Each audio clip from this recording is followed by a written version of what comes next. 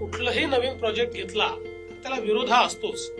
आज बघा, आपण जेव्हा नवी मुंबई एअरपोर्टचं काम हाती घेतलं त्यावेळेस इथल्या गावांचा विरोध होता, पण आपण त्यांच्याशी चर्चा केली, त्यांचं योग्य पुनर्वसन केलं की त्यावेळी ज्या 4 गावांनी टोकाचा विरोध केला होता म्हणून आपण त्यांना वगळलं होतं, आता ते 4 गावं असं म्हणतात की आम्हालाही घ्या, आणि त्यांना घेतलं तर आपली 3री धावपट्टी देखील या ठिकाणी होऊ शकते. त्यामुळे आजच आम्ही सांगितलेलं आहे की निश्चितपणे ते 4 गावं घेऊ. त्यामुळे लोकांच्या मनात विश्वास व्यक्त करावा लागतो. समृद्धीच्या वेळी देखील असंच झालं, परंतु ज्या गावामध्ये उद्धव ठाकरेजींनी सभा घेतली, जिथे पवार साहेबांनी सभा घेतली, गावाच्या गावं त्या ठिकाणी एका दिवशी, म्हणजे शिंदे साहेब स्वतः गेले होते, एका दिवशी त्या गावाच्या गावांनी पूर्ण कन्सेंटने आपल्याला जमिनी दिल्या. आता शक्तीपीठ मध्ये देखील कोल्हापूर जिल्ह्यामध्ये सर्वाधिक विरोध असं सांगण्यात आलं.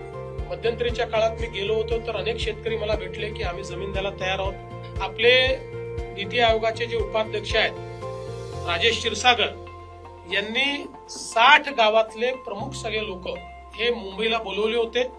प्रेझेंटेशन झालं आणि प्रेझेंटेशन नंतर त्या प्रेझेंटेशननी या 60 गावातल्या लोकांनी आपले 7 बार हे आमचं ऍक्विजिशन करायला हरकत नाही म्हणून हँडओव्हर केले. त्यामुळे मला असं वाटतं की चर्चा आणि विश्वास या 2 गोष्टी महत्वाच्या.